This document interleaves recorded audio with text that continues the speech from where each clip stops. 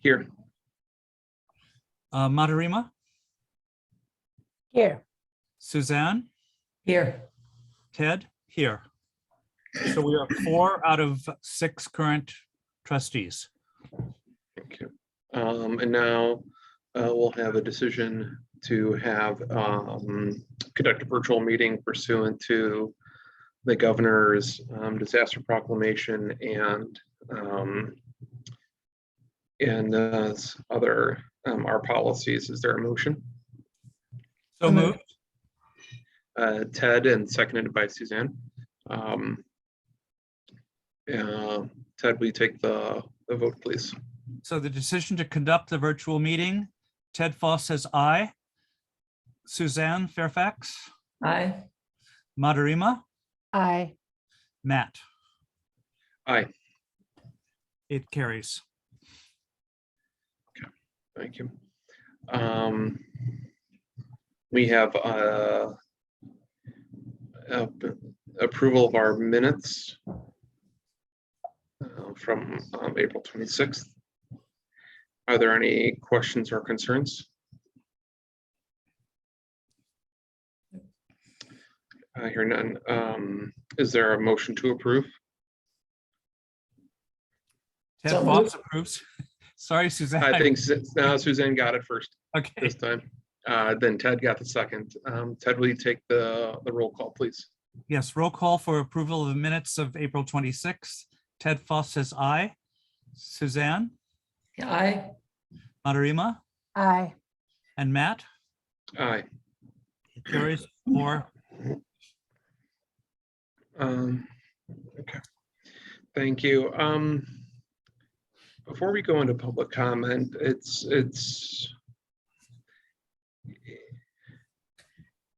hard with, I'm sure everyone is aware of what happened in Texas today, another horrific shooting.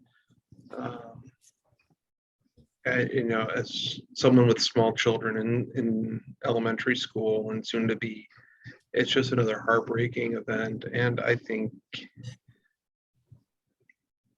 as people who sit in public office and have decisions that impact children, impact our neighbors for their betterment, and and in some way, and in ways are their safety. And it's, I just hope that at some point I stop having to go through the emotional process of these kinds of events.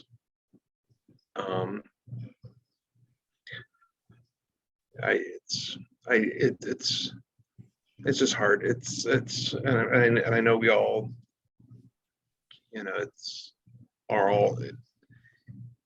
hard to feel, know what to feel, because it just keeps happening.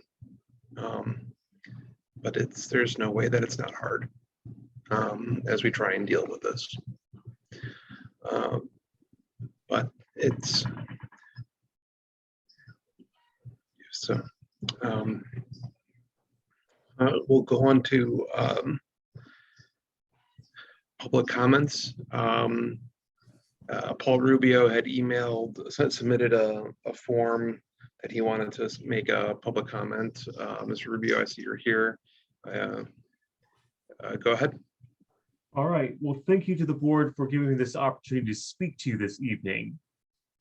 So, toward the end of my kindergarten school year, which was about 25 years ago, I think it was this month in May, I went with my class on a field trip to the Mays Branch of the Oak Park Public Library with the longtime kindergarten teacher, Miss Gullo, who's a legend in the urban community. And during that field trip, we learned more about the library. And it was during that visit when I got my very first library card. And that library card opened up for me a whole new world and got me going to the library on a regular basis to get books, which fostered in me a deep enjoyment of reading that persists to this day for me. And I learned a lot from reading, especially the history geography books. And I know before the meeting started, Ted Foss was noticing the flags above my head, and that kind of came from that, for sure. And reading especially became fun when I participated in the children's summer reading program. When I reached middle school, I became a volunteer with the program and gave back to the community that supported an institution that did so much to edify me. And years later, it was a great honor to work at the Oak Park Public Library.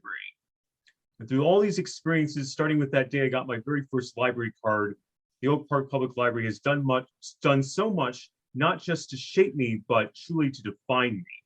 So I'm very immensely grateful to this institution, and I delight in continuing to be a patron of this great library. Thank you for your time. Thank you. That is appreciated. Are there any other guests who on the meeting who would like to make a comment at this time?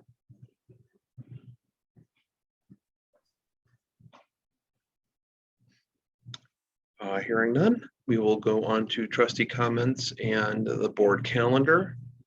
We'll see the Juneteenth parade. Will the library be representing in the parade?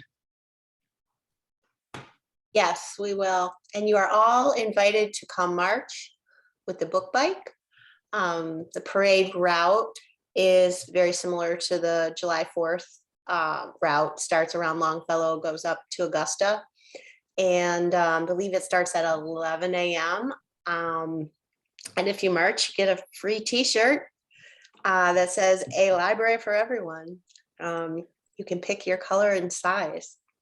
So if anyone is interested and free, please let me know, but I'll also, as a follow-up to this meeting, send the online form. And friends and family, as always, are welcome. I plan to be there.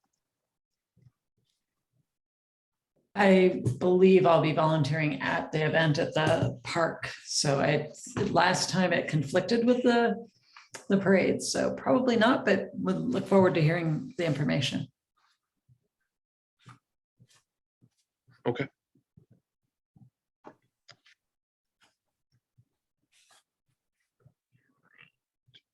Matt, I think is Wanta on the call? I'm not sure. Wanta was going to speak about the Juneteenth parade as well.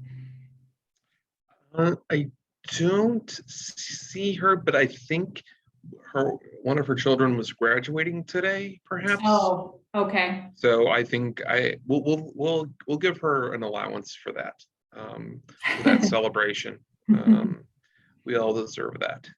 Yes, yes. There's someone on here that's just OP. I don't know what that is. Okay.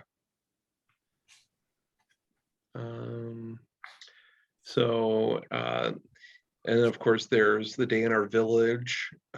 If you are, I think we spoke about this last meeting, if you are able to help out for a period of time by staffing our tent, please let Jody or Lori know. I plan to be there for part of the day. I will let you know what time is I will be there. And then Ted Foss is always happy to help with that event. okay. Thank you, Ted. Have a conflict. Okay. So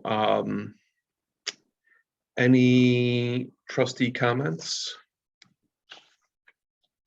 The stories of the community. If no one else says anything, I would like to put something in the record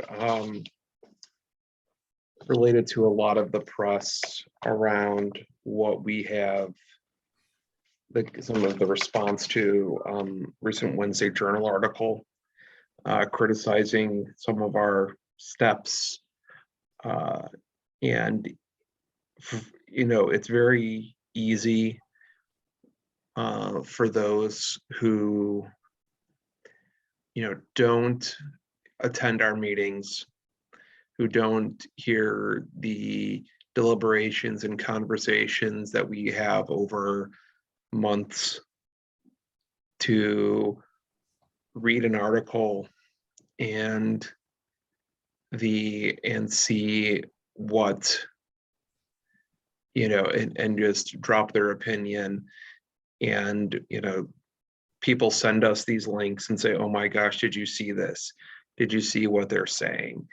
And it's hard not to take it personally when people are saying unflattering things about us and our decisions and our motivations.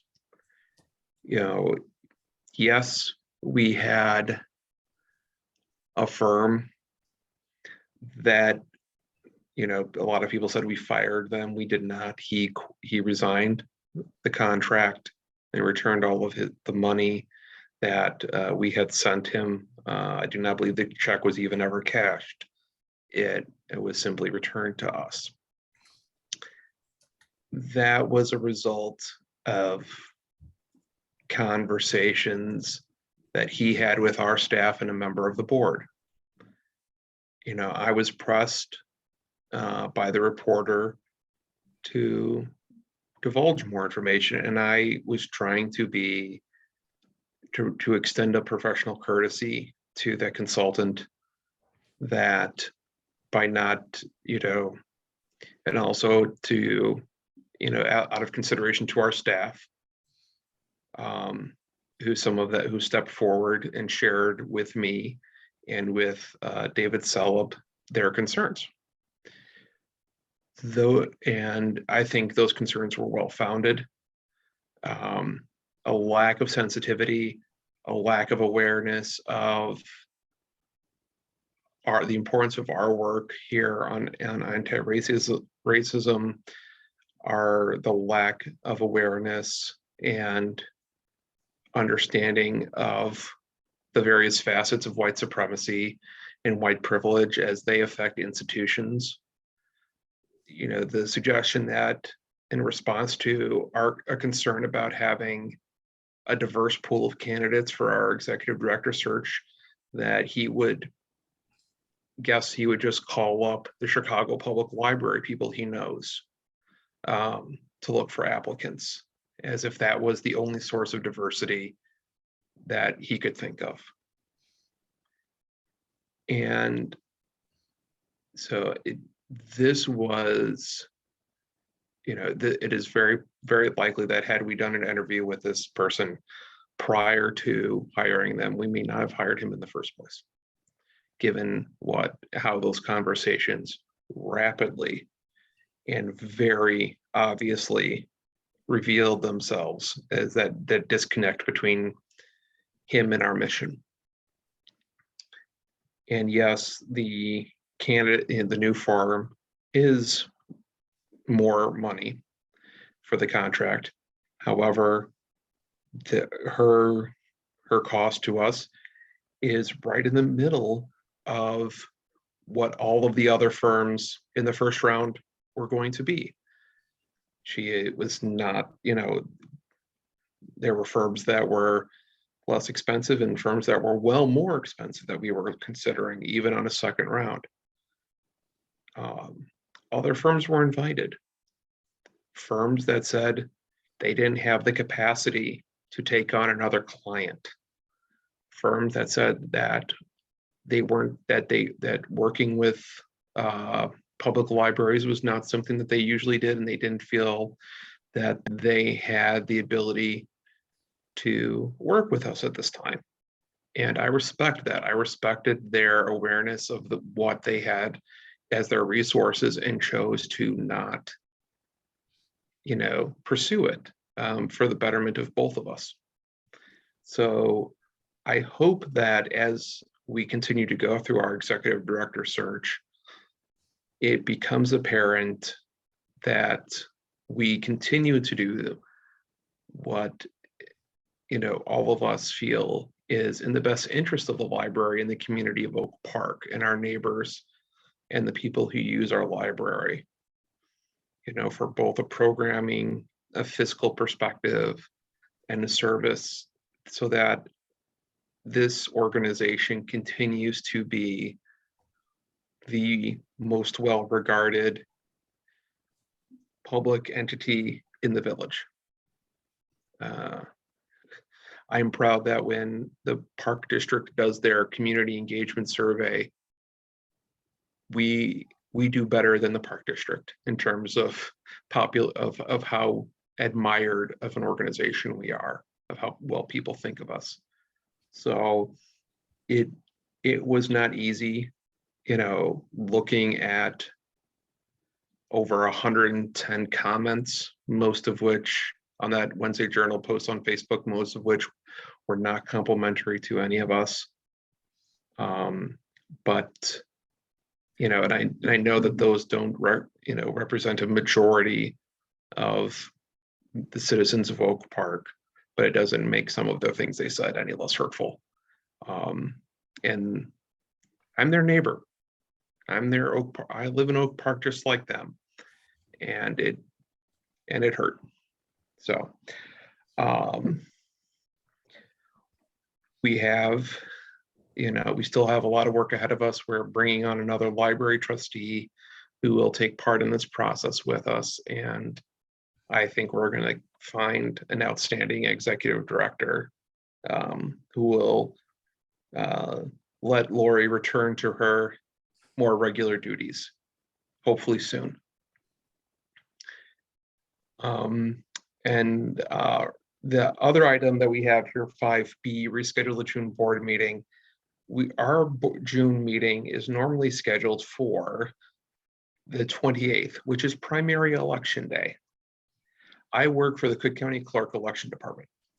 I will not be available. I will either be working or asleep at that time, hopefully not both, when we normally meet. So I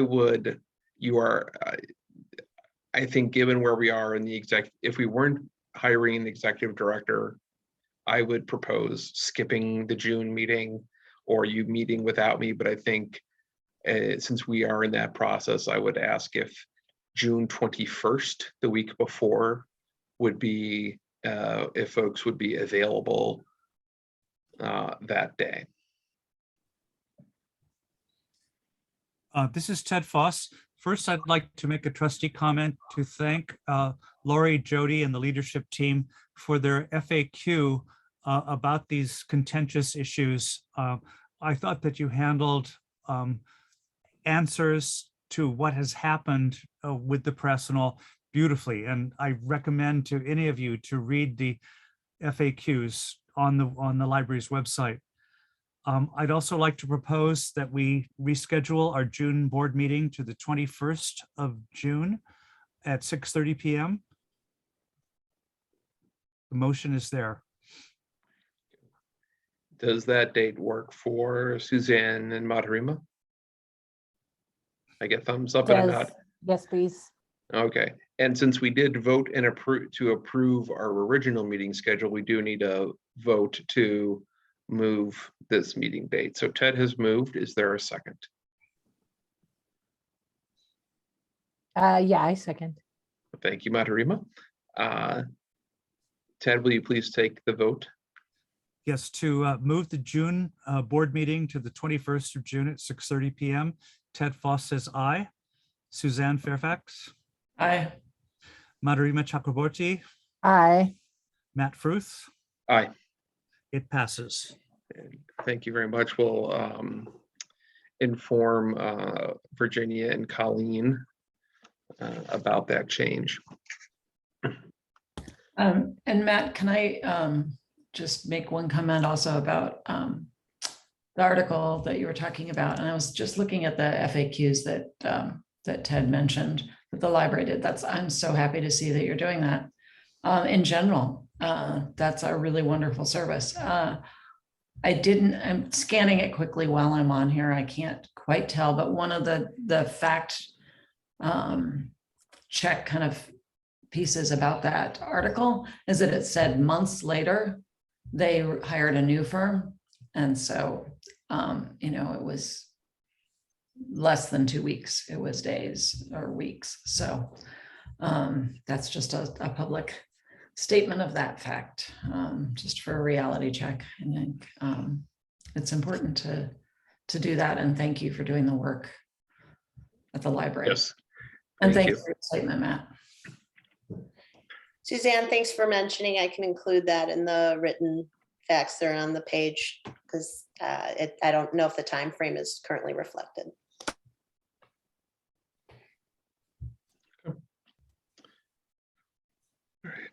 So we will go into staff reports. We have our strategic priorities.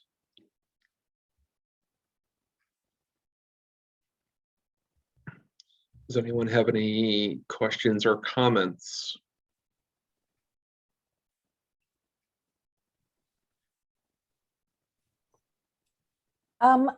Did we have the, oh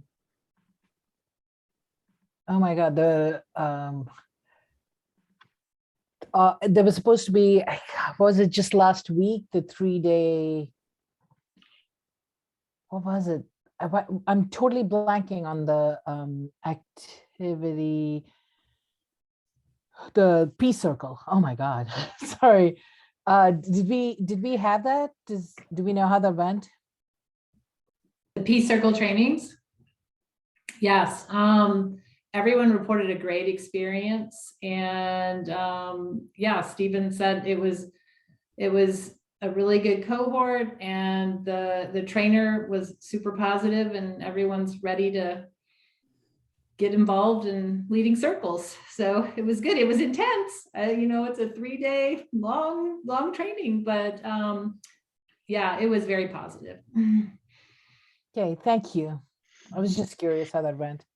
And Madarima, if you've never been in one of those peace circles with Steve Jackson, it is amazing.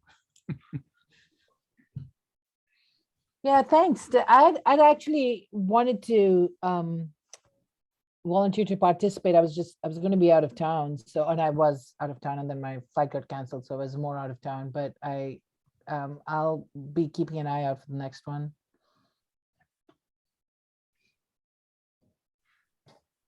Okay. Anything else from the strategic priorities report?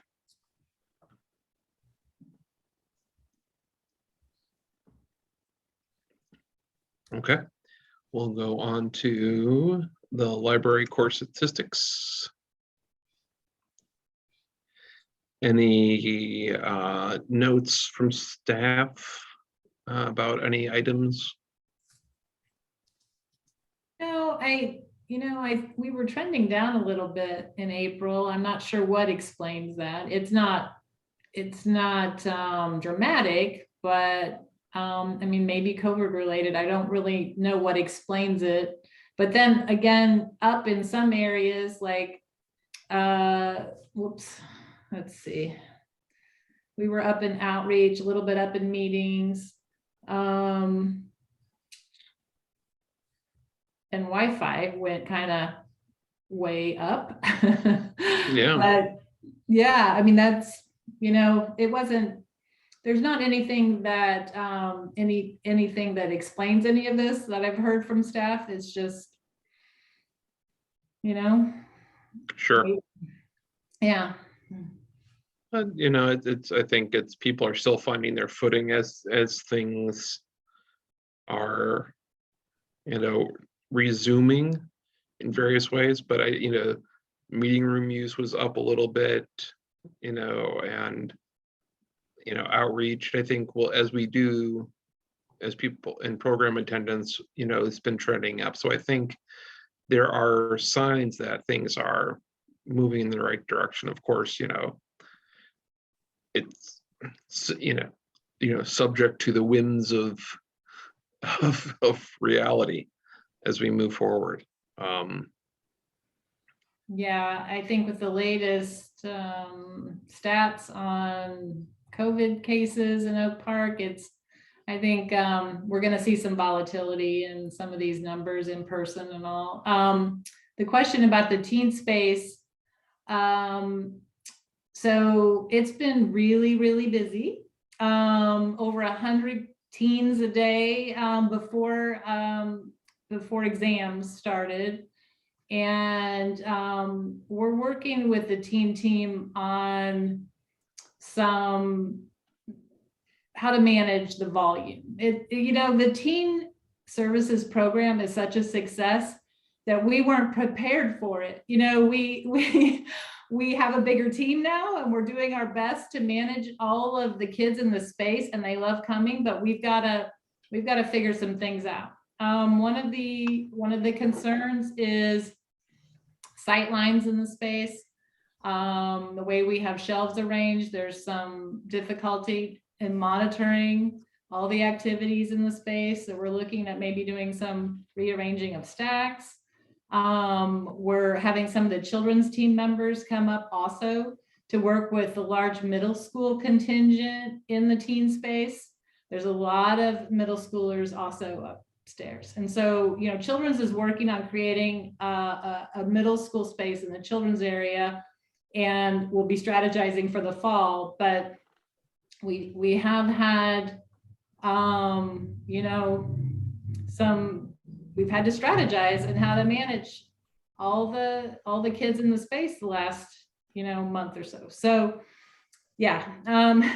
Lori, I just wanted to add to that. I think LaTanya has been an excellent addition to the library team in that she has longstanding good relationships throughout the community. And over the last 2 Fridays, there has been 2 different field trips from Julian Middle School. And I think there were, between the 2 field trips, there were over 200 middle schoolers who've come through and spent, 2.5 hours in the library with different staff, learning about different things. So I think, to echo what Lori is saying, like, the word is out that the library is a cool place to be, and which is a great challenge to have. But I just put a link in the chat of the staff. I mean, we've gone from 2 to 3 staff to now we've got 5. And just wanted to add that on to what Lori is saying about how this, there was a need and we brought a service, and now we're needing to do some more strategizing. Thanks, Jody. Are you comfortable telling us what it is that we're what it is that we're hoping to strategize about? Or you? Rather? Yeah, sure. Well, it's this management of the 2 age groups, because we have a high middle school use and the teen use, and there's some conflict in the groups because of their developmental, where they're at. And LaTanya's team is not going to turn any middle schoolers away, even though the space is really designed for 13 and up. But we realized we needed to introduce some things like video games in the children's area and snacks after school, and other engagement strategies, technology programming and crafts, other things that are appealing, so that kids will also want to go and be involved in the children's space, because the teen space can't handle all of that activity. There's just not enough room and not enough staff to manage it. So Lori, I was going to add to that, to hear Stephen explain it. There's such developmental difference between an 11-year-old and a 17-year-old. I mean, and if you think about who needs what at what stage, I don't know, it rings true for me because I have 2 teenagers 2 years apart, and and there's very little overlap between what do they want to do or what don't they want to do, and to have that wide of an age group all in one place with many people, that I think that's where the strategy is going to come. And Lori said a lot of what's been tested and tried upstairs, I think, is going to move a little bit downstairs, where we think of downstairs as children's, but if you're looking at the age range, that is through middle school. So I hope that helps.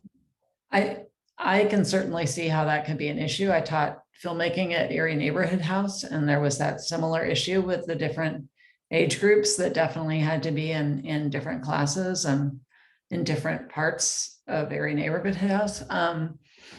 The one thing I hear when you're talking about it though is, are middle schoolers going to want to go to the children's section instead of the teen section? Like, is there another space in the library? And that, I don't know if that's really mine to say, but I just thought I'd share. I had that thought that, you know, the idea that the library is a cool place to be. Children's section might not ring that way Yeah. for middle schoolers. Yeah, thank you for sharing that. It's been my concern as well. I think we may need to appropriate more of the second floor for middle school, but I'm also not sure how that will work with adults as we share the footprint of the second floor. So there's a lot to consider. Oh, sure. Mhm. And I do remember this conversation has come up before with that middle school tween, that, you know, where do they, you know, where do they feel they are, you know, and where they go. This has been one of those, you know, universal and eternal, you know, issues with, I think, libraries that are always ongoing and always, you know, in flux. But I'm glad that we are still aware of it and still trying to find the best path forward for, you know, serving, you know, providing service to those kids. Yeah, thank you. It'll be something for the new director to tackle. I'm going to plan a question for the candidates. There you go. Good idea. Good idea. Excellent. Okay, so now on to our financial reports. We have the narrative report, laying that out. And then, does anyone have any questions about anything there? Yeah, Jeremy is here if you have questions for him. And I'm actually, I have the agenda up, so let me know if you want me to scroll through. I don't want to make anybody dizzy with the scrolling, so if it's Okay. better with just the agenda set up, but if there's a page or something you want to look at, just let me know.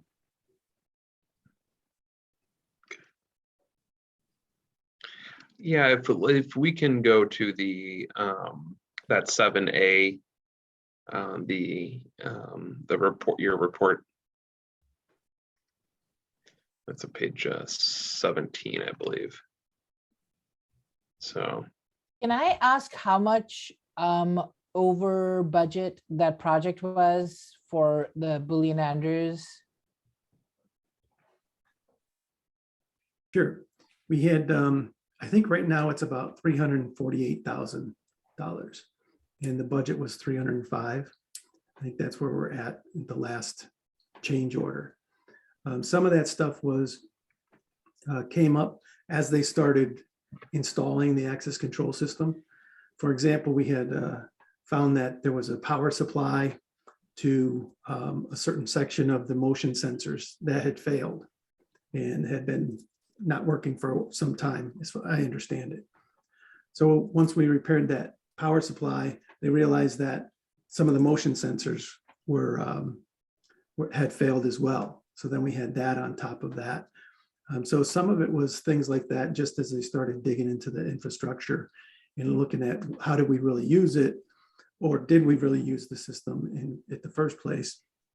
And then what we needed to get it actually functioning properly.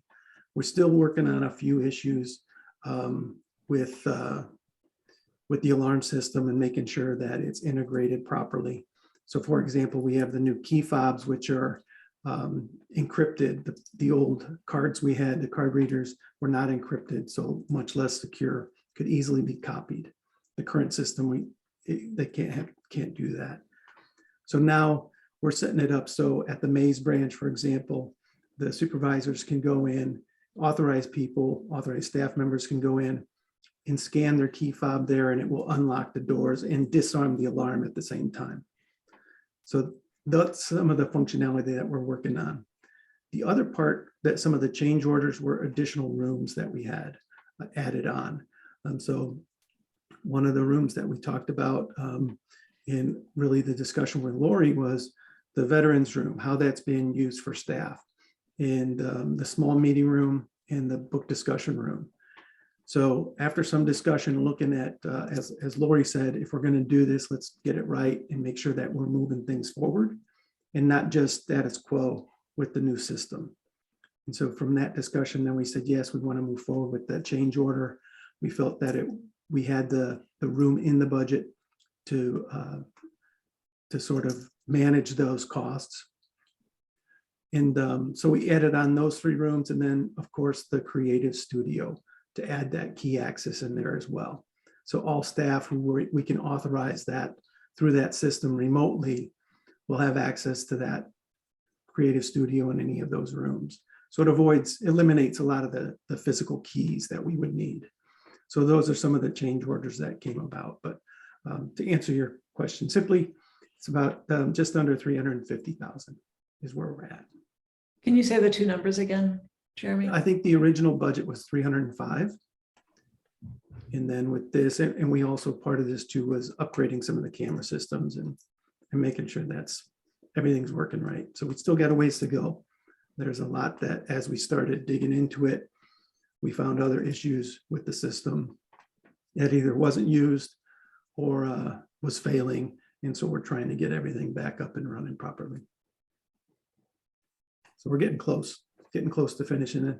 I'm working with Bully and Andrews and their subcontractors to make sure everything's tidy. We've just signed the next check for that. This month was just over 70,000. The final payment, we're going to hold that final payment until we walk through and make sure everything's working, that we have all the tools and availability, usability from that system that we can before we finalize that contract and make that final payment. So hopefully by the end of June, we should be pretty well tidied up to close that project. So the punch list will be done. Yes.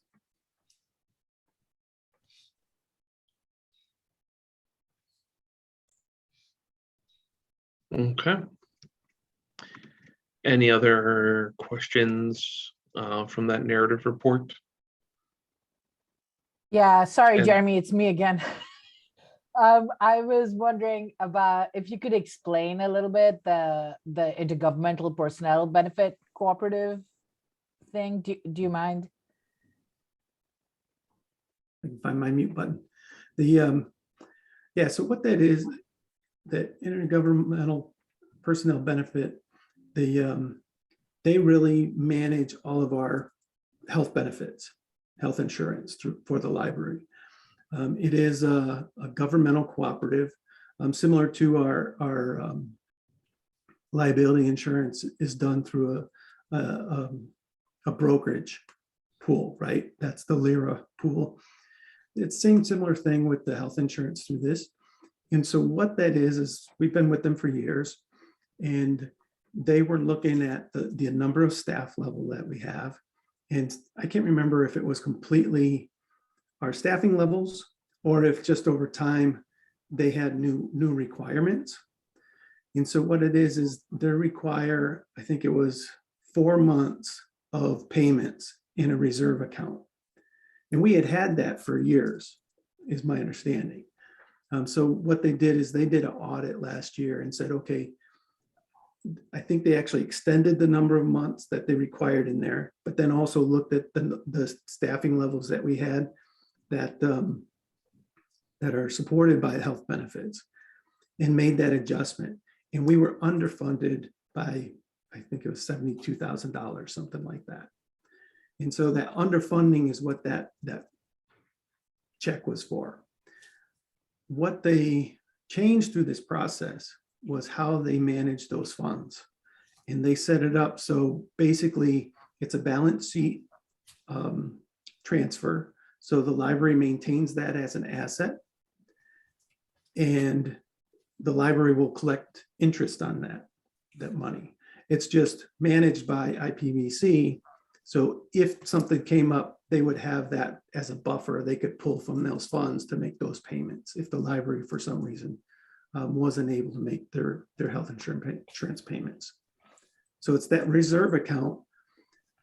Where we're at with it now is we made that payment. So that goes into that secured account managed by IPBC. The library maintains that money on its balance sheet. We'll earn interest on it and get those reports out. Every year we'll see that. And then the other part of it is the money that was already in there. I'm working with Linda to see how we need to do it in order to transfer that rest of that money and add that money into it. So the library will actually increase the number of dollars in its assets by adding the money that was already in that reserve account. And I think it's about $150,000. So we'll get that put into that same account and start collecting interest on that as well. So it's just a matter of, how we manage that with the auditors, make sure that we do everything right, and that we work with IPBC to get that money transferred over. So then as we go through that, and we'll report on that interest earned once that comes through each year. So does that make sense? So it's basically their reserve account. We were underfunded because of some changes and the number of staff we had. And so we're getting that back up in order, but then making some of those changes so the library can maintain those assets. Is that clear enough? Thank you.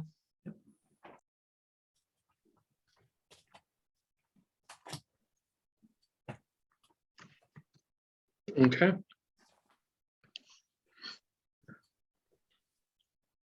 If there's no other questions about some of the reports, we can move on to approving the disbursements journal. Is there a motion to approve the disbursements journal? Ted Foss so moves. Is there a second? I'll second. Okay, seconded by Matarima. Thank you. Any questions or comments, discussion? Hearing none, Ted, will you take the roll call, please? Yes, Ted Foss, aye. Suzanne Fairfax, Aye. Matarima Chakraborty, Aye. Matt Fruth, Aye. The journal has been approved. Thank you.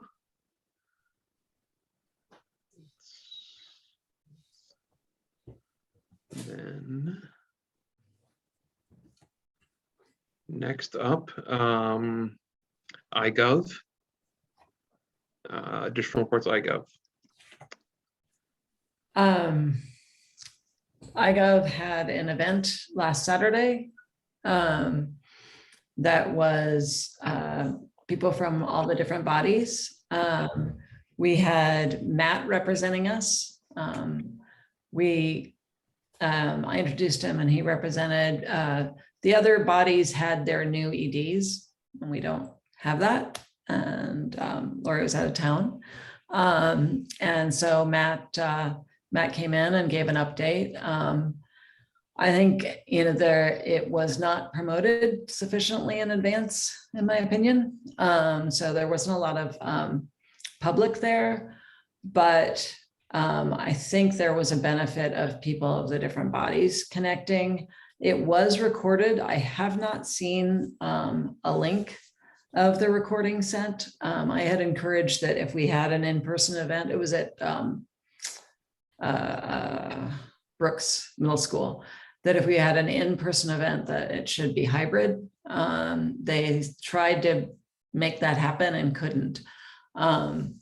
So it was recorded. So as soon as I get that, I'll send it out. It is, I will warn you, 2.5 hours. So I think if this is done again, that it should be a briefer format and a more interactive format. But there was, valuable information kind of imparted by the EDs of the different bodies. And yeah, that's the main update from iGov, and then the ongoing sustainability articles. And then there will be an event in the fall that will be a sustainability focused event. This event's somewhat focused on equity and what the different bodies are doing around equity. So that's the main iGov update. Okay. So what, I'm sorry, what are some interesting things that the other people are, I mean, I know all the great things we're doing, or some of the many great things we're doing. What are the other folks? Anything interesting? Oh, Matt. The township was talking about their transportation for seniors to get them to the farmer's market, the library, the hospitals, grocery stores, so that for that was a big piece from the township. The village was mostly kind of more of, I'm trying to remember anything unique. It was a lot of introduction of the new village manager. And the D97 was the incoming superintendent, Dr. Shaw, who doesn't start yet until June 1st. So she was there ahead of the job and wasn't able to speak to that. So those were my recollections of that. Thank you. I was really sick last week. I thought I had COVID, but I didn't. But I guess I had whatever the stomach bug that was around. So I was there, but I was not perhaps as alert as I was. So I appreciate that. But we're winning the equity, like it's a competition, right? And we're winning. Absolutely. Yeah, I got to talk about how we were ahead of the curve by eliminating late fees and doing the staff doing the audit, the collection audit, that really showed the good work we're doing, but also as a check to make sure that we're aware that there was work continued to be done that needed for us to continue to do. So that's both of those seem to be well received by the group. Matt, if I may, I know that this is not an additional report, but I serve as the library representative for Planet Green and Gary Cunine and all that stuff. And we meet once a month, and amazing things are being done across lines within Oak Park and within the neighboring communities. And I would like to ask if in the future, a report from that committee could also be a part of our agenda. Sure. Thanks. We can do that. Okay, COG did not meet since our last board meeting. Ila Legislation and Advocacy, just planning for, the conversations were around planning for the next ILA conference and getting proposals in for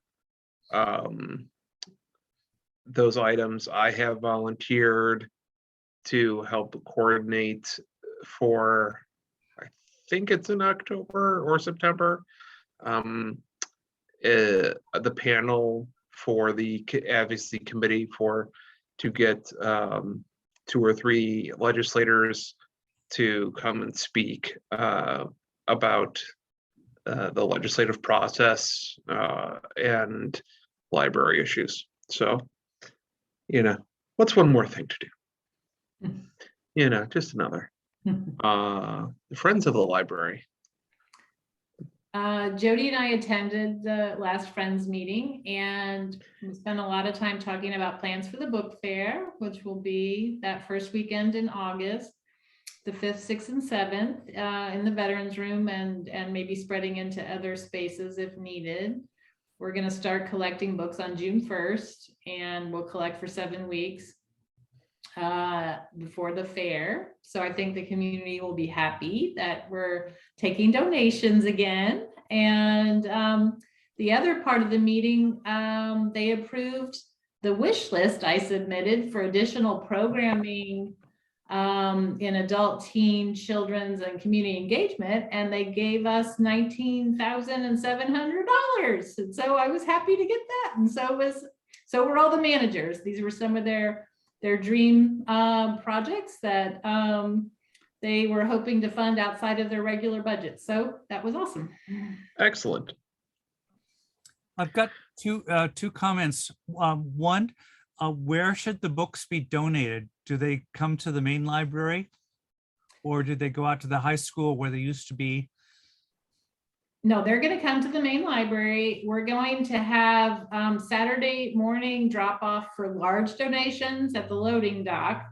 And there will be friends, volunteers working to help people with those drop offs. But then the other hours that we're open, we're collecting in the community space on the first floor behind the lobby checkout area. We'll have boxes on tables and encouraging self-sorting of materials that people are dropping off. And the friends are gonna have volunteers in the afternoons to help box things up and sort and prepare the materials for the fair.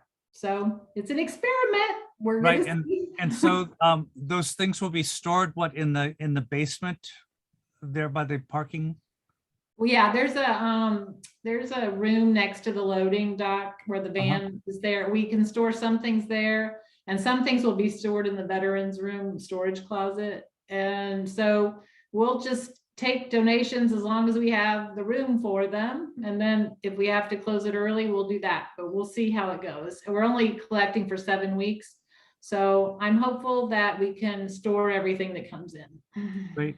And my second point, thank you for the $19,000 that comes to the library from the Friends. But a reminder that years ago, the Friends gave the library $3,000 for our Cuba project. And of course, that fell apart completely under previous administrations in the government. But to remind them that they still have a $3,000 commitment if we should ever restart our Cuban sister city or sister library project. Okay, I'll file that away, Ted. Okay, thank you. I think they are looking for things to support, and I'm sure they would continue to do so. Yep. Excellent. All right, our employment report.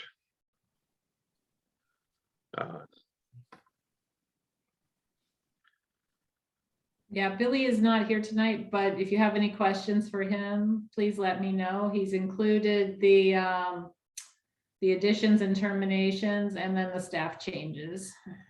Okay.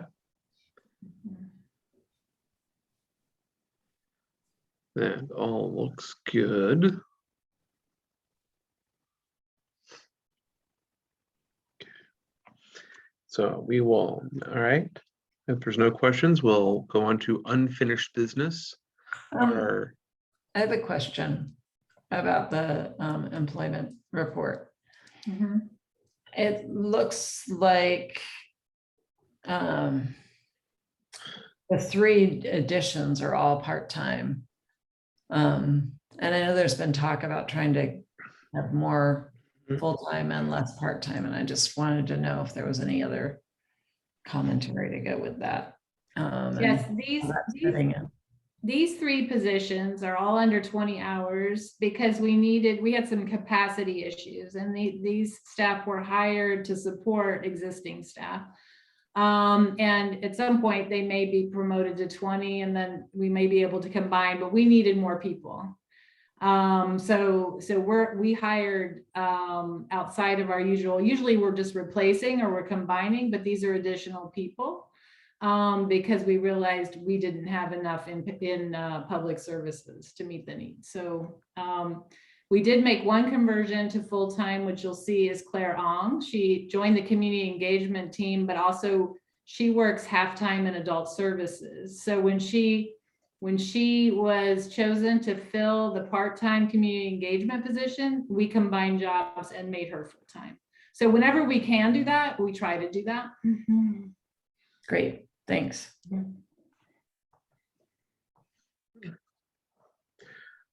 Okay. And, onto our director search. So the last week I spoke with Rashida. They received over 40 applicants for our executive director position from across the country, from a variety of backgrounds. From their initial review, they came down to a group of 6 sort of semi-finalists to conduct a first round phone interview with, and those are ongoing. They have engaged Sarah Glavin and Chibike Enya on the village board to help review those interviews and provide feedback that will then provide based off all of that input, provide a list of proposed finalists to the board for us to consider next steps. So one of the things that I asked Rashida to put together as we move forward, as they get that list together for us, a plan for how much, and of course this will also depend on board comfort level, how much will be in person versus virtual of the interviews with the finalists. If the candidates are from out of town, are from, not from the Chicagoland area, arrangements for travel and lodging, if we were going to do in person for this round, what staff will the finalists meet with, and that will be an engagement that she'll work with Lori and Billy on, those conversations. What community members would we want to have as part of any meetings or presentations? Lori, if I remember correctly, the last time when we hired David, we had the candidates give presentations. Yes. And I can't remember if we gave them a guided thing, something like, where do you see the library in 5 years or something, but we had them give presentations to that the board members could attend, staff could attend, and members of the community could attend as well. And if we do sort of a different focus group, kind of conversation with members of the community, who would those be if we're going to do those pieces? What would be a potential list of questions we would want to ask the finalists? And they should be, much as they are the same, as we ask the same questions for all of the folks who applied for the board vacancy, these should be similar questions. We should ask these same questions, the board should, when we meet individually with these candidates. And the last time we had arranged to have dinner with each of the candidates after their presentations and after their interviews with the board, we would, we went to the Right Inn, we went to Cucina Paradiso, places that were all within quick walking distance of the library. Would that be something we would want to do this time? And where would those be? I don't know what places are open, in the evenings. I don't know. I have not been out to dinner in quite some time, so I'm not sure where places are, and how that would do. And then also confirm with the finalists that their name would be public prior to us making a final selection. I think that given the recent sharing of names of finalists in the village manager, and I believe also in one of the school boards when they were D97, I know their final two were public. I think that the community has that expectation, and I don't know if that is being common in other parts of the world, in other public sectors, but I think that that's a trend that we will be following. Matt, I do have a question. We've asked Sarah Glavin and Christian Harris to be part of this process. Exactly what role are they going to play? They, Christian was not able to take part.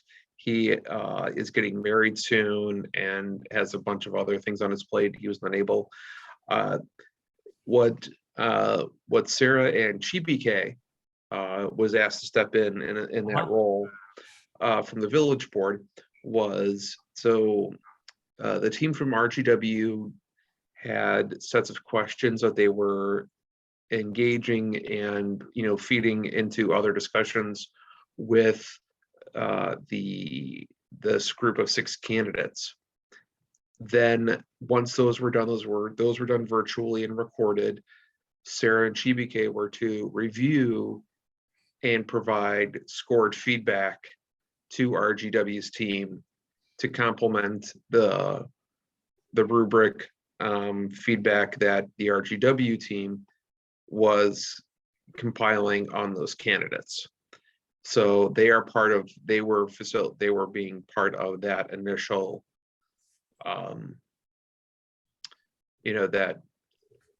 that feedback on those 6 candidates.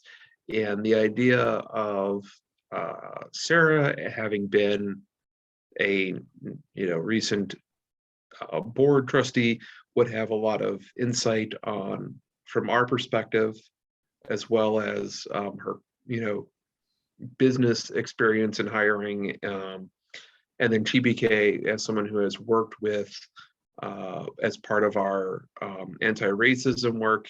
I believe he's been engaged here with the library staff, but also being an elected official who also just went through in Oak Park, who just went through a hiring of an executive for the village, would have some experience and insight from that perspective that he could bring to us.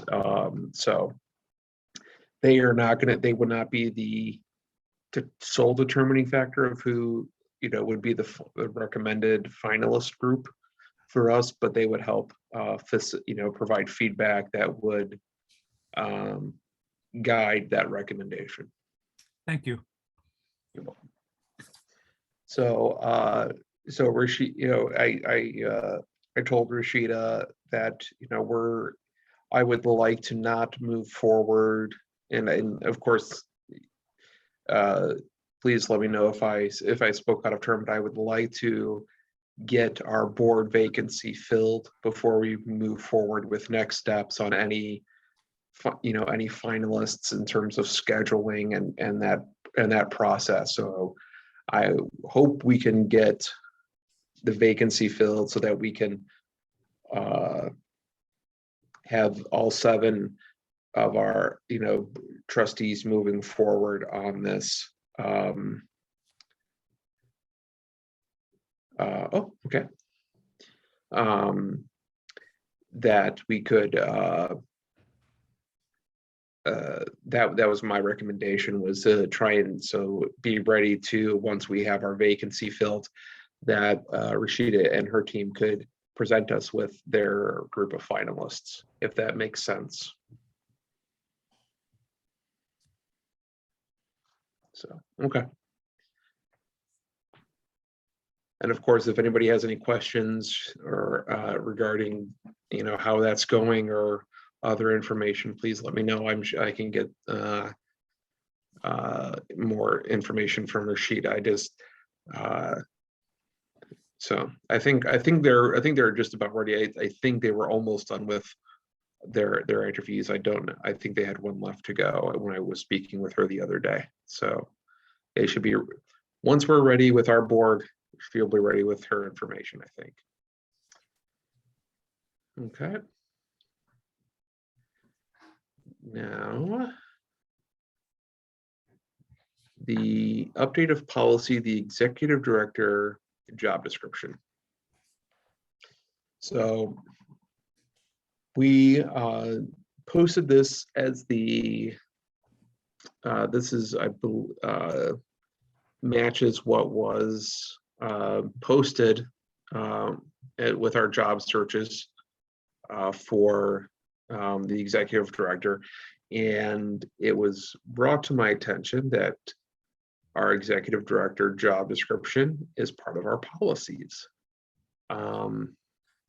So that it would be good that the policy that we have would match the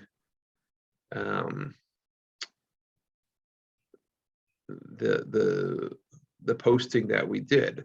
Now, of course, we could, you know, the prior one you'll see is, you know, much more pared down, a much more kind of a rough framework.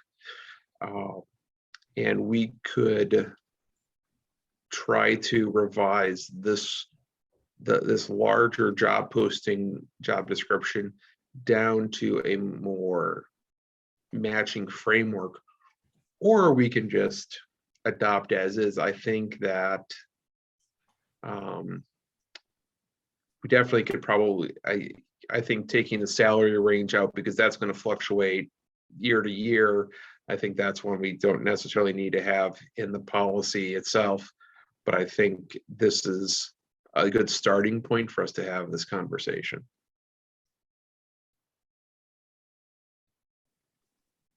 So thoughts and welcome.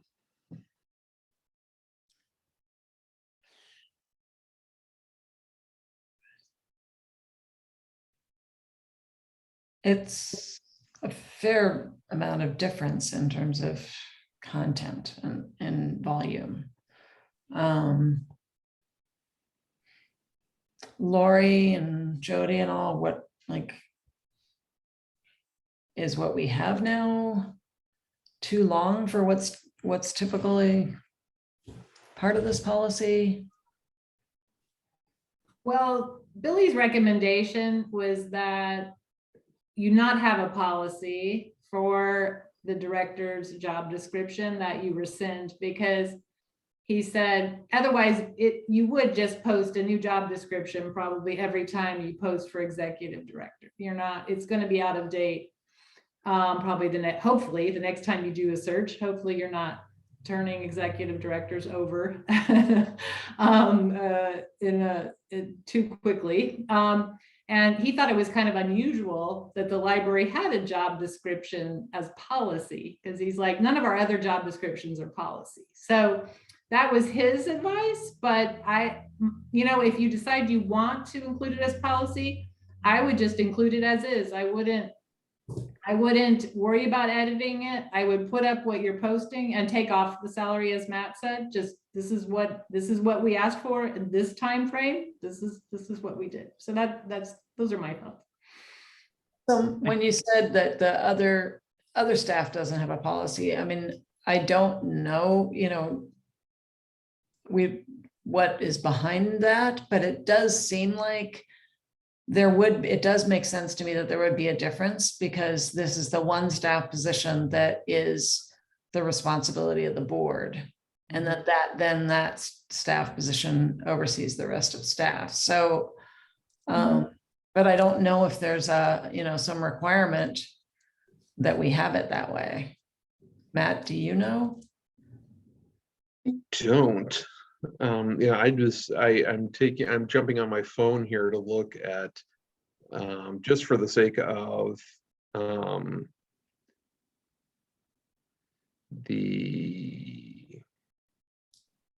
I'm just looking at like the Elmwood Park Public Library, their policies, and I don't see anything that identifies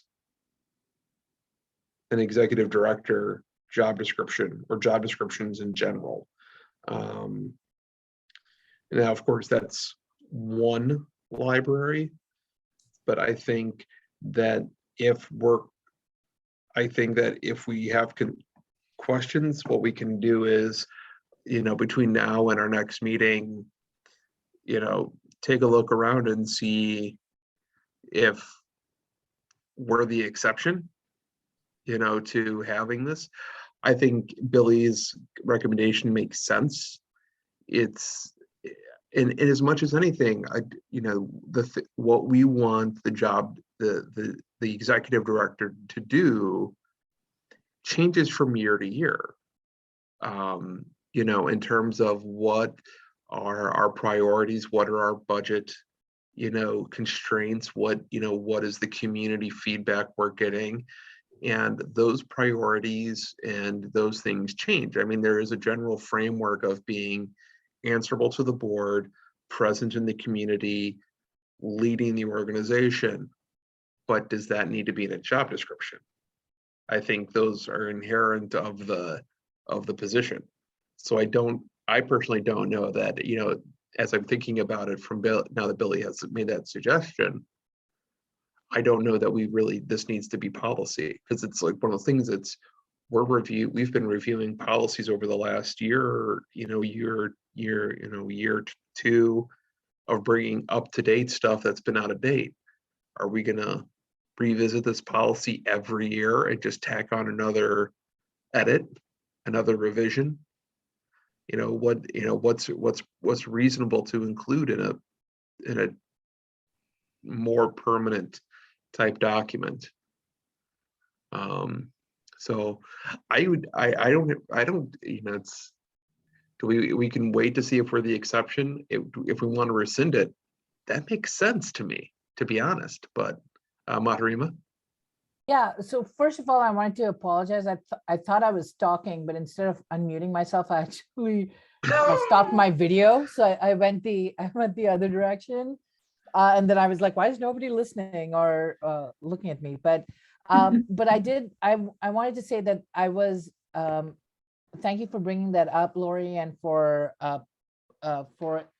clarifying what Billy said, because I think that that's fair. I don't think there should be a new job description every time around, and it doesn't make sense that it would be I understand if there was a policy that like the board generate a job description, like that would make sense as a policy, like that's a value or something that you would want, that the board generate the job description in conversation with the leadership or something. But I think the actual job description I would agree that we should probably just rescind it if that, I didn't understand that was a possibility, but if that is, then that's where my vote also would be.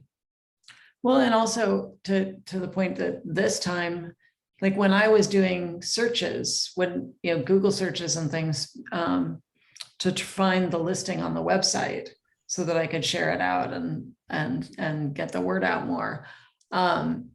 This job description came up, the old one.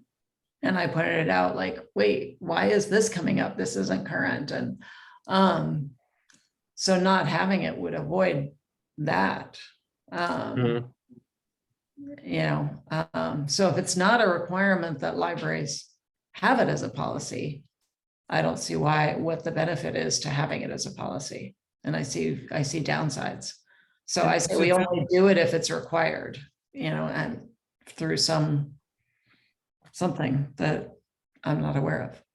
Suzanne, I absolutely agree. And I think that it's very clear that one of the formations of the trustees is to appoint the executive director. I think that's all that needs to be said, rather than a job description.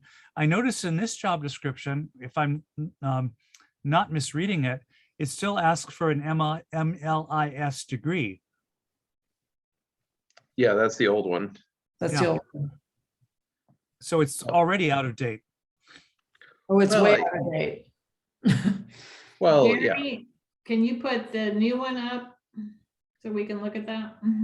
I think it's just below. Oh, okay. It's several pages.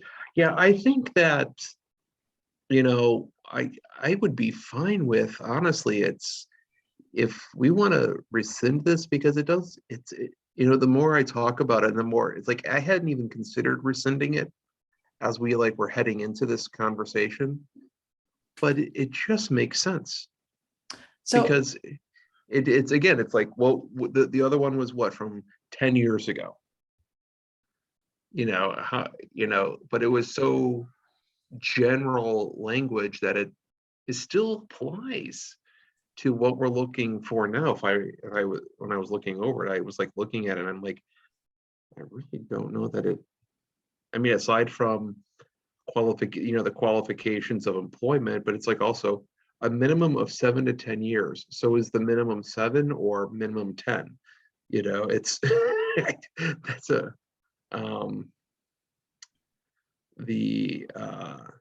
so I think my suggestion would be, either at this time, we either hold off to making any changes till next month, when we can look to see if what the standard is, you know, if there's kind of a standard around the thing, or we just rescind it now.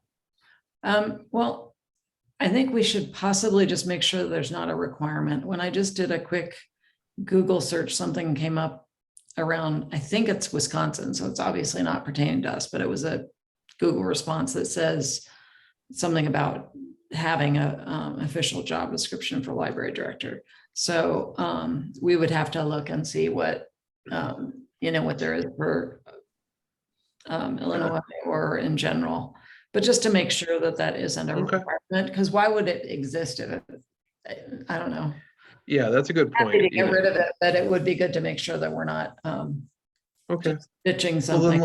then let's table this till, I would say, if there's no objection, let's just table this till next month, and then review, and we'll take a look to see if this is something we actually have to have in policy. And it could just be that we have to have one on file. We have to have a job description on file, but it doesn't have to be enshrined in a policy document. You know, so all right. So this will, go I'm ahead. sorry, it's sort of related, but I guess maybe not really, but the new job description is obviously not, well, it has to be up because like that's how people are applying, but it's under the jobs working here, the only open position is the teen library intern. Because the position closed. Okay. Oh, Mm. okay. So, Okay. And it seems silly. Would it be silly to like approve this so that it's current and then rescind it? We can, or well, of course we can. So we can approve the change minus the part of where, like, after, the compensation part at the bottom. Is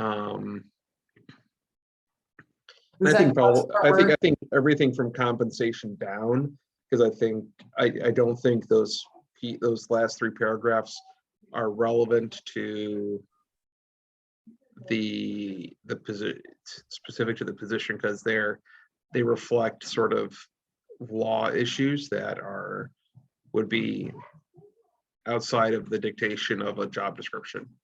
I agree. So I think if we want to adopt this one in the meantime, I would say we adopt it as presented, except striking everything, the words from compensation through the bottom. Matt, another option would be to rescind the outdated one and then just have this linked on the website under the executive director search as the current posting.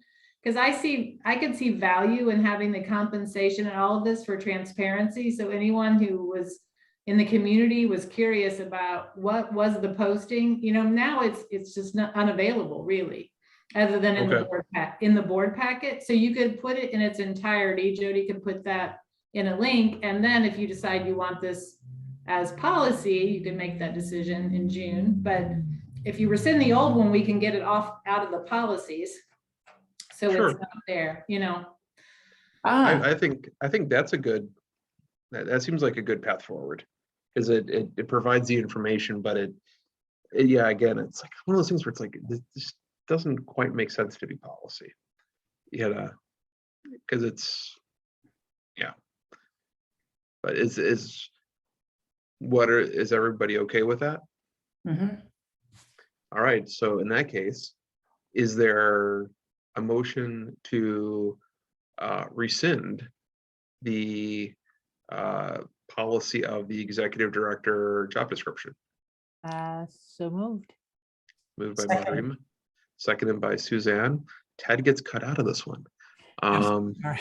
But I could take the roll. Yes, if you could please take the roll.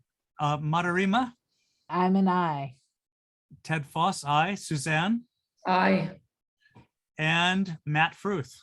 Aye. Okay. Thank you, everyone. Now, for a discussion, this is something, a change to our bylaws. This is something I've kicked around in my head for a while. There is been a long discussion we've had about accessibility and equity. This is also an equity issue for me, that how to get better participation of people to being willing to step forward and serve in various roles. And I think that, you know, one thing we have encountered, you know, myself, and I'm sure Maharima, and I know Sarah Glavin had this issue, and Virginia, is childcare around, you know, around meeting times in the evenings.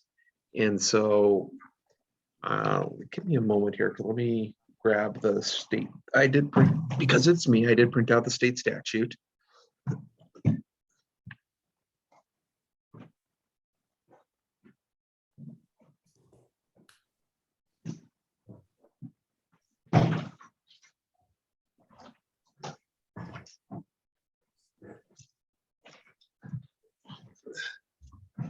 The state statute related to library trustees is that we shall serve without compensation, but shall be reimbursed for their actual and necessary expenses incurred in the performance of their duties from library funds.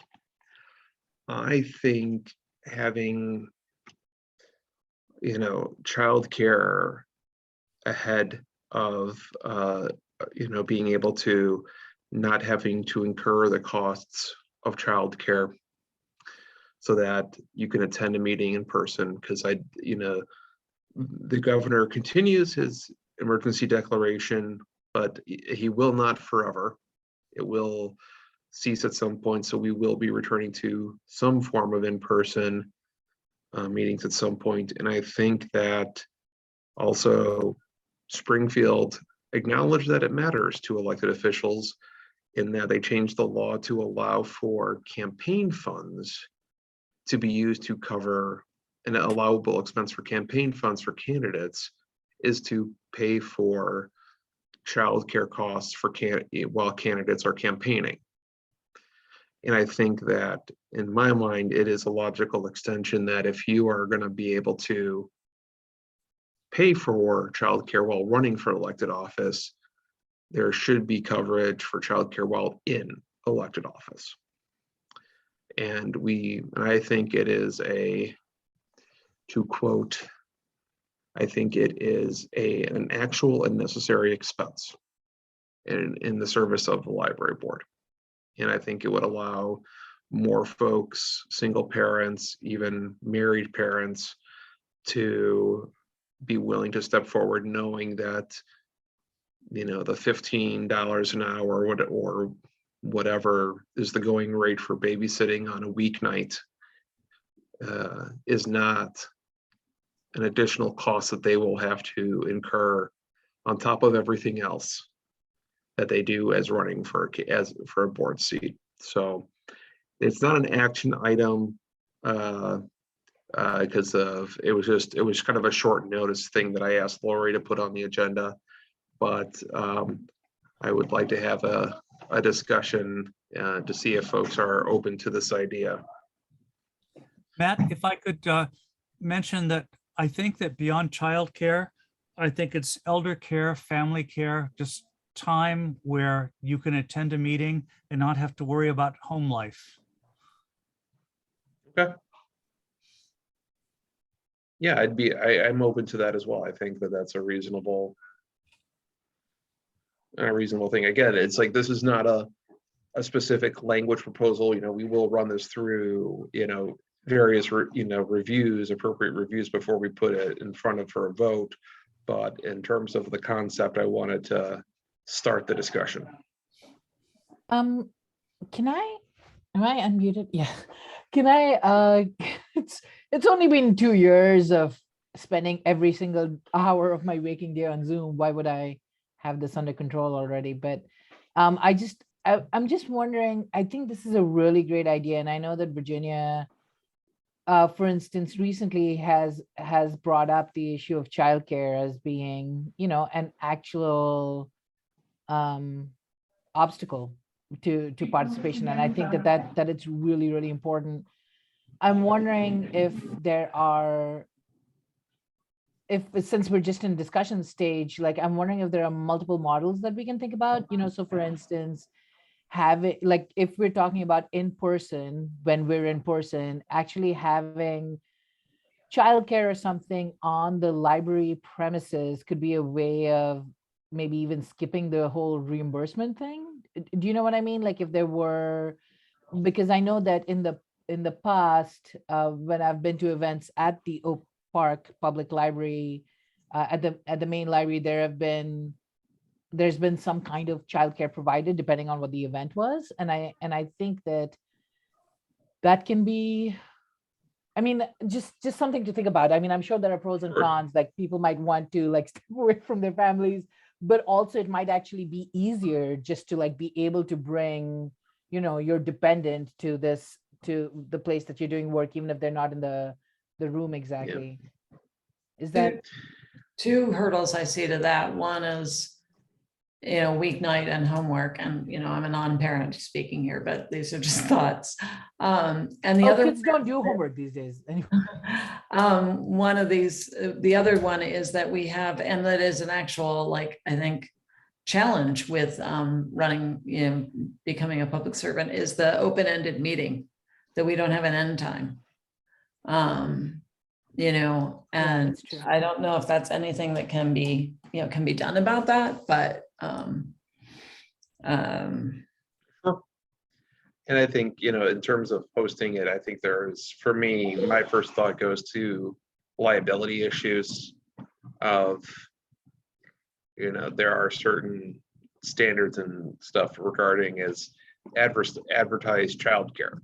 I would imagine it's, so I would have concerns about that coverage, and I would,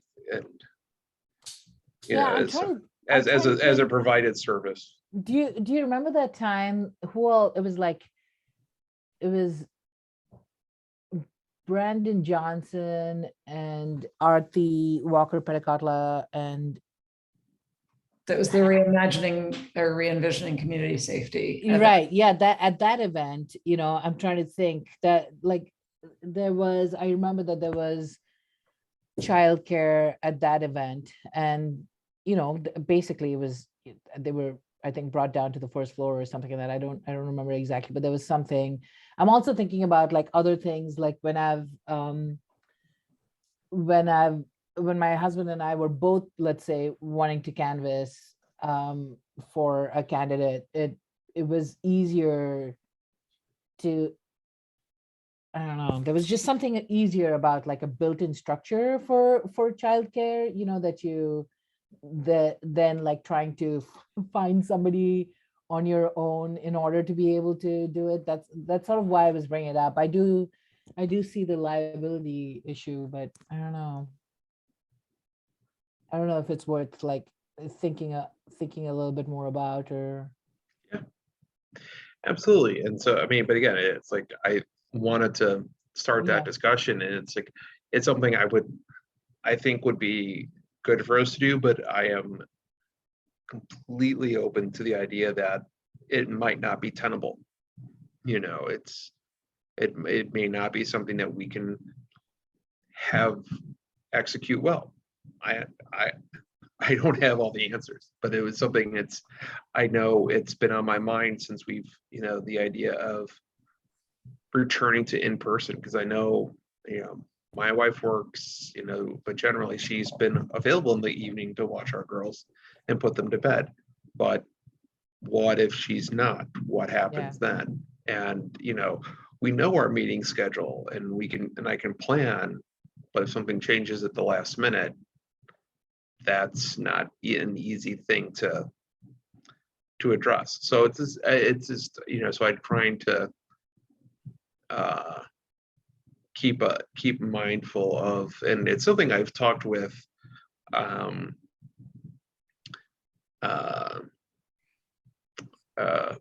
Don Harmon and others about getting specifically in law, because I've talked with one lawyer who, not our lawyer, but a lawyer who about this a while back, and he said that it could, you know, someone could make a claim that it goes against it would be considered compensation and not a reimbursement under some, you know, legal reasoning.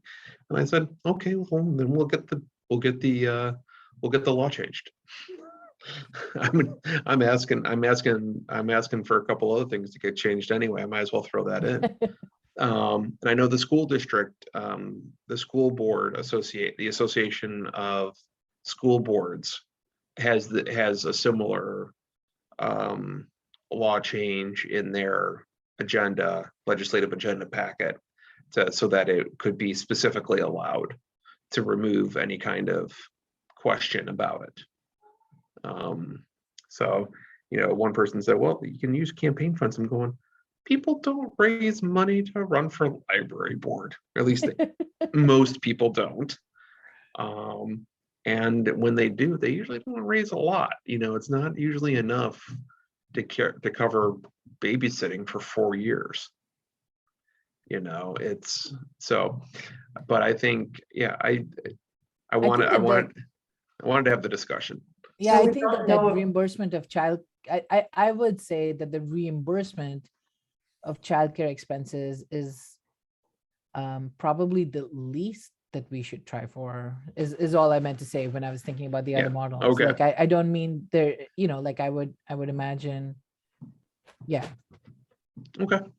Okay, good. I'm sorry. I was just imagining all our little kids like hanging out together, talking about how important, you know, equity is in the library workspace. You know, like that's like like have a little mini conference going.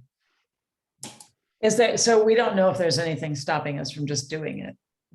Well, No, I don't think based off, and I've read through all of our policies, and I've tried to read through state law as much as I am capable of without being a lawyer.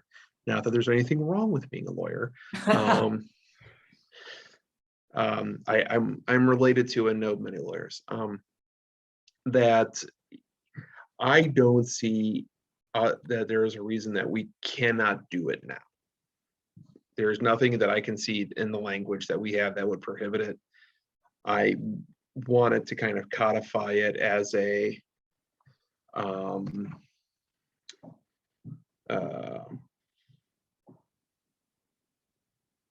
sorry.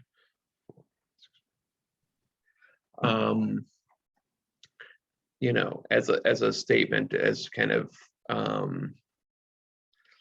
as much as a value statement, and kind of, you know, making a mark and putting it out there to others to say that this is something that matters, that I think that it is a value that we want to make it, you know. And I think, you know, there's been so much talk about what can we do to make it easier for people to run for office and be willing to step up and run.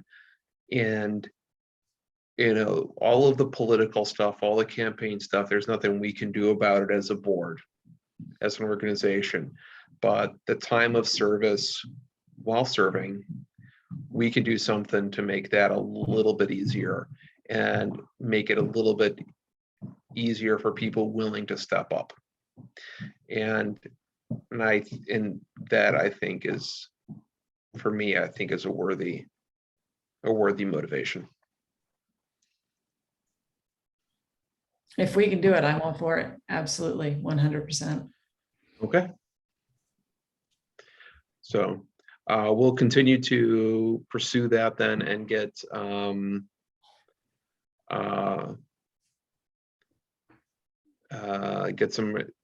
more specific language and go from there, and to be reviewed and hopefully approved at a future meeting. Excellent. All right. So now going into closed session.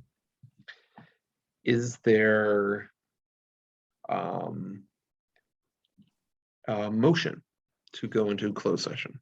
So moved by Ted Foss. Is there a second? Second. Seconded by Suzanne. Ted, will you take the roll call? Matarima, I, Ted, I, Suzanne, Aye. Matt. Aye. Okay, and now we go to Lori's email to get into the closed session website. Yes, and this one will, after we meet there, we will have to come back here to adjourn. We cannot adjourn the whole night from the closed session. And we leave this one and then go to Yes. that one and then come back to this one. Yes, So Matt, I have a question. Should I be at that meeting or should I stay in this meeting and you? I think you should go so you can at least turn over the hosting to me, Okay, because I don't know if I'll be able to start a recording as not the host. okay, I will do that. All right.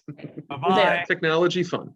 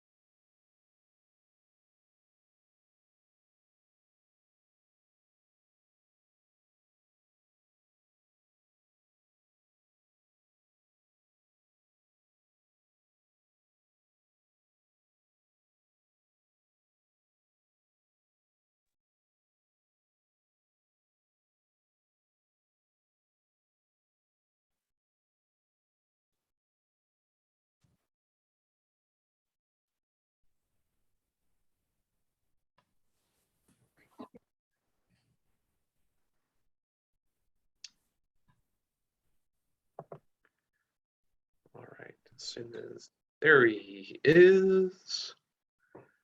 Welcome back. Thank you, everyone. So the four of us came together on around a list of names we're going to invite for next week.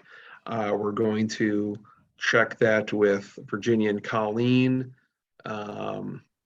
just to make sure that they are comfortable with that as well, because they were reviewing the same information we were. And we wanted to make sure that they were going to have a chance to weigh in on that part. And then we will invite those folks, five folks to, or four, depending on what the feedback is, to our meeting, special meeting next week on Tuesday, the 31st at 6:30 p.m. And I'll be in touch with you, Lori, about that to make sure that we get their names on the agenda for that meeting. Great, sounds good. Okay. Having concluded our agenda for this evening, I declare us adjourned. Matt, can you transfer host to me so I have the recording from the closed session? I think I'm not the host of this meeting right now. Okay. So it should be, I set it to record to the cloud. Oh, good. So Okay. it should go into the library account. Perfect. Thank you. You're welcome. And so we are, Good night, everybody. Good night, night, Ted. everyone. Right. have a lovely evening all, and we'll see you soon.